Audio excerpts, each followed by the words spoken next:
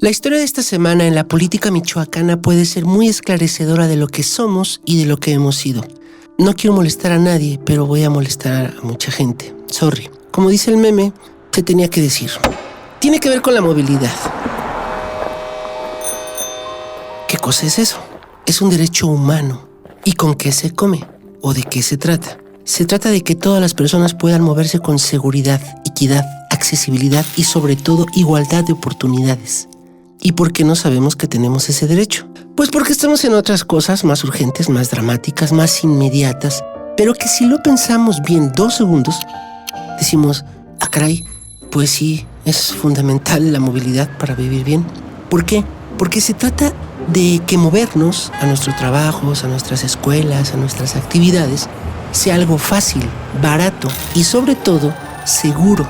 En México se le reconoce legalmente desde 2019, pero acá, en Michoacán, más lejos y más escondidos, pues es como si nos hablaran en chino. El mundo avanza y nosotros, nada. Bueno, sí, matándonos, para eso sí somos buenos. Fíjense, mientras en León, Guanajuato y en Querétaro ya tienen Metrobús, en Colombia teleférico y en Copenhague ya hasta prohibieron los coches, nosotros acá sufrimos el transporte urbano, parados en una combi donde no cabemos. Si cabe, nada más recórranse de favor en 2 filas. Pagando precios injustos, amontonados como sardinas en camiones repletos y ciclopistas, preocupados porque en el taxi, si nos alcanza, no nos secuestren o no nos roben. Mientras en Holanda hasta el presidente se mueve en bicicleta y en Hong Kong ya cambiaron su metro de ruedas por uno que utiliza magnetismo, nosotros podemos hacer 1 hora al trabajo. O mientras en Inglaterra o en Toluca estrenan un tren bala, nosotros dejamos pasar 10 combis repletas y en la que al fin cabemos, resulta que trae banda. A todo volumen. ¿Qué opción tenemos entonces? Comprarnos un coche. Eso, nada más que a más coches, más carreteras. Y entonces, más consumo de combustible. Y entonces, más contaminación. Y solo tenemos un planeta y nos lo estamos acabando. No hay que olvidar algo. Más carreteras siempre, inexorablemente, son más coches. Carreteras igual a coches. Y entonces, ¿qué hacemos? Cambiar nuestra forma de pensar y ser valientes. Y no tener miedo a cambiar nuestra forma de pensar. Que la mitad de nuestra vida la hayamos gastado dentro de un vehículo no significa que no podamos hacerlo distinto. Pero para eso tenemos que planear un futuro distinto que a fuerzas tiene que desarrollarse en ciudades distintas. Quizá tendríamos que partir de que la mayor parte de nuestras ciudades fueron edificadas en un mundo que desapareció hace mucho tiempo. Por ejemplo, Morelia o Uruapan o Pátzcuaro nacieron como ciudades para ser recorridas a pie o a caballo. Nadie imaginó en el siglo XVI o XVII que se inventarían esos monstruos llamados coches que se moverían gracias a una cosa llamada motor de combustión interna con un líquido rarísimo llamado gasolina. Pero sucedió. Llegaron los coches y sus papás, los camiones, e invadieron el mundo. Y nuestras calles, siglos después, siguen siendo del mismo tamaño. En el camino hemos improvisado, pero nadie puede estar contento en América Latina. Una encuesta realizada por el Banco Interamericano de Desarrollo en 2016 concluyó que solo el 20% de la población latinoamericana utiliza el transporte público. ¿Por qué tan poquitos? Pues porque la mitad de la población lo encuentra insuficiente o peligroso o sucio o todo eso junto. Van hasta como latas de sardinas. Por lo apretado. No, valedor, por el apeste.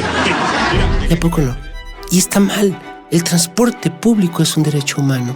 Y además acá, en muchos casos, en Michoacán, el transporte público de nuestras ciudades y pueblos es un negocio para unos poquitos caciques mañosos y arcaicos príncipes intocables que mediante chantajes o corrupción, o ambas, se han hecho del control de las combis, de los camiones y, por tanto, de una parte de nuestras vidas. El pago de inicio, de acuerdo a como vean el aforo, 25 pesos, más los servicios alrededor del teleférico.